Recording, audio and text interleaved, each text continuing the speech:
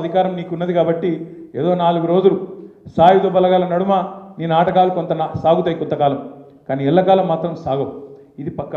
రెండవ మాట, పుస్తకాలు 1 కాదు 2 కాదు వేలు రావాలి, వేలు రావాలని చెప్పి మిత్రులందరూ కోరినారు.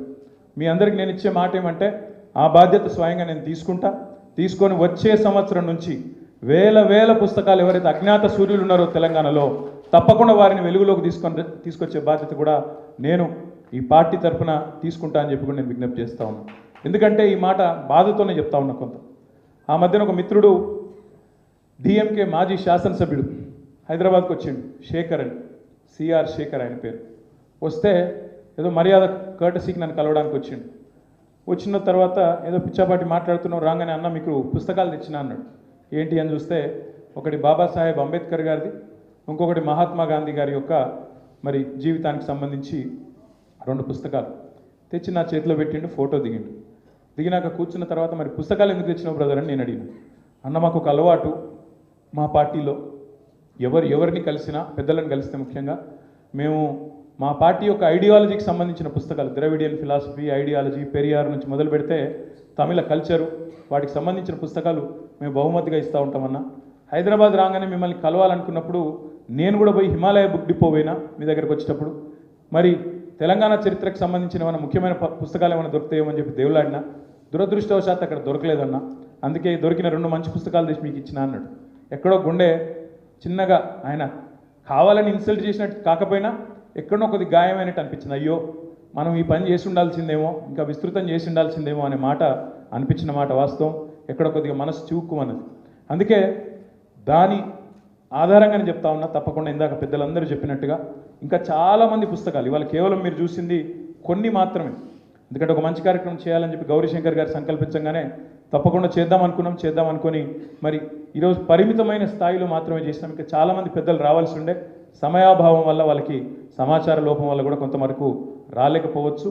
వచ్చే సంవత్సరం మరి చాలా పెద్ద ఎత్తున బ్రహ్మాండంగా ఈ కార్యక్రమాన్ని చేయడమే కాకుండా వేల పుస్తకాలు, దానికి పార్టీ నుంచే 2 కమిటీలు కూడా వేస్తాం. ఒకటి రచయితలు కళాకారులకు సంబంధించి మరి ఏమేమి చరిత్రను ఏ రకంగా బయటికి తీసుకొని రావాలి, దానికి అయ్యే ఖర్చు ఎంత, దానికి ఏర్పాటు చేయాల్సిన ఏర్పాట్లు ఏంటి, వీటన్నిటికీ సంబంధించి ఒక బృందం. అదేవిధంగా కవులు కళాకారులు, తెలంగాణ ఉద్యమంలో ప్రతి మాట ఒక తూట, ప్రతి పాట ఒక శతఘ్నిలాగా పేలింది, ఒక ఫిరంగిలాగా పేలింది. అట్లాంటి పాటలు, అట్లాంటి కళాకారులు, వాళ్ళ అద్భుతమైన టాలెంట్ భవిష్యత్తుకు కూడా వినబడాలి, భవిష్యత్తులో కూడా వినబడుతూనే ఉండాలి. కాబట్టి తప్పకుండా దానికి సంబంధించి కూడా ఒక కమిటీ వేయబోతా ఉన్నాం. ఇక దాంతోపాటు చెప్పాలంటే చాలా చెప్పొచ్చు, కానీ చివరిగా ఒక్క మాట మాత్రం చెప్పి నేను ముగిస్తాను. ప్రొఫెసర్ జయశంకర్ గారు ఎప్పుడు అనేది, తెలంగాణ ఉద్యమానికి 3 పార్శ్వాలు ఉన్నాయి. ఒకటి సెన్సిటైజేషన్, అంటే భావజాల వ్యాప్తి. ఎప్పటికప్పుడు చర్చ జరగాలి. ప్రభుత్వాలు తమ మాట తప్పినప్పుడు, తాము ఇచ్చిన హామీలు విస్మరించినప్పుడు, ప్రజలను మోసం చేస్తున్నప్పుడు ఎప్పటికప్పుడు ప్రజలకు చైతన్యవంతం చేయాల్సిన బాధ్యత ఇటు మీడియాది కానీ, ప్రతిపక్షంగా మాది కానీ, ప్రజా సంఘాలది కానీ, పౌర హక్కుల మరి పోరాటాలు చేసే వాళ్ళు కానీ అందరి మీద కూడా ఉంటుంది. సెన్సిటైజేషన్ అనేది నిరంతరం జరగాల్సిన ప్రక్రియ. 365 రోజులు 24 గంటలు ఏ రూపంలో అయినా, మీడియా రూపంలో, సోషల్ మీడియా రూపంలో, పాటల రూపంలో, మరి అదేవిధంగా సినిమాల రూపంలో, నవలల రూపంలో రకరకాలుగా జరగాల్సిన కార్యక్రమం. రెండవది యాజిటేషన్, ఆందోళన పదం. ఆందోళన పదం ఎప్పుడు అవసరమైనప్పుడు, సందర్భం వచ్చినప్పుడు. మన లగచర్లో వచ్చింది, ఈ అదానీ గారి విషయమే వచ్చింది. అదే మాదిరిగా ఇంకా చాలా విషయాల్లో ఇప్పుడు గురుకుల బాట నడుస్తున్నది. అట్లా సందర్భం వచ్చినప్పుడు ప్రజల దృష్టికి సమస్య యొక్క తీవ్రతను తీసుకొని పోవాల్సిన సందర్భం ఏర్పడ్డప్పుడు ఔచిత్యాన్ని బట్టి ఆ రోజు ఆందోళన పదంలో కూడా పోవడానికి వెనుకాడవద్దు. ఎప్పటికప్పుడు ఆందోళన పదంలో కూడా సందర్భాన్ని బట్టి పోవాలి. ఇక మూడవది డెమోక్రటైజేషన్, అంటే అల్టిమేట్గా ప్రజాస్వామ్యంలో మరి తలరాత రాసేది ఎన్నికలు, అల్టిమేట్గా ప్రజలే రాస్తారు. ఆ ఎన్నికల్లో వారే కీలక భూమిక. కాబట్టి ఆ ఎన్నికల్లో పాల్గొనడం ద్వారా ప్రజాస్వామికంగానే మన యొక్క డిమాండ్ను, మన యొక్క హక్కులను నెరవేర్చుకోవాలి అనే మాట జయశంకర్ గారు ఎప్పుడు చెప్తూ ఉండేది. మరి ఈ 3 అంకాల్లో కూడా సెన్సిటైజేషన్లో, యాజిటేషన్లో, డెమోక్రటైజేషన్లో, మూడింట్లో కూడా కవులు, కళాకారులు, రచయితలు, సాహితీవేత్తల పాత్ర ఎంతో ముఖ్యమైనది. కాబట్టే ఈ దీక్షా దివస్ సందర్భంగా వారు తెచ్చిన ఈ పుస్తకాలు, వారు తీసుకొచ్చిన వివిధ రూపాలను వాళ్ళు ప్రదర్శించడం ఇక్కడ జరిగింది. భవిష్యత్తులో కూడా ఇదే రకంగా మరి పార్టీలకు అతీతంగా, రాజకీయాలకు అతీతంగా, ఎందుకంటే ఇందాక నేను చెప్పింది ఊరికే చెప్పలేదు, అధికారం శాశ్వతం కాదు, అధికారమే పరమావిధి ఎన్నటికీ కారాదు.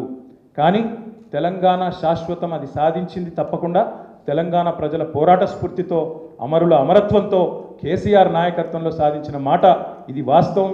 ఎప్పటికైనా ఎవరైనా ఒప్పుకోక తప్పని వాస్తవం. కాబట్టి మనం దానికోసం, అధికారం కోసం కాదు, కేవలం తెలంగాణ చరిత్రని భవిష్యత్ తరాలకు నిక్షిప్తం చేసి అందజేయడం కోసం ఈ ప్రయత్నాన్ని పూర్తి స్థాయిలో చేస్తామనే మాట మళ్ళొక్కసారి మీకు తెలియజేస్తూ, ఈరోజు ఇంత పెద్ద ఎత్తున మరి ఈ కార్యక్రమంలో ఇంత తక్కువ సమయంలో పాల్గొన్న మా మిత్రులందరికీ కూడా హృదయపూర్వకంగా నమస్కారాలు, ధన్యవాదాలు తెలియజేస్తూ జై తెలంగాణ.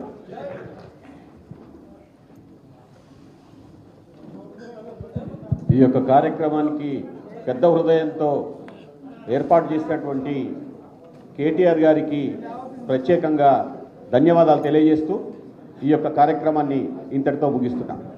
జై తెలంగాణ. గౌరవనీయులు పెద్దలు సభాధ్యక్షులు అన్న జూలూరి గౌరీశంకర్ గారికి, పెద్దలు అన్న సూర్యాపేట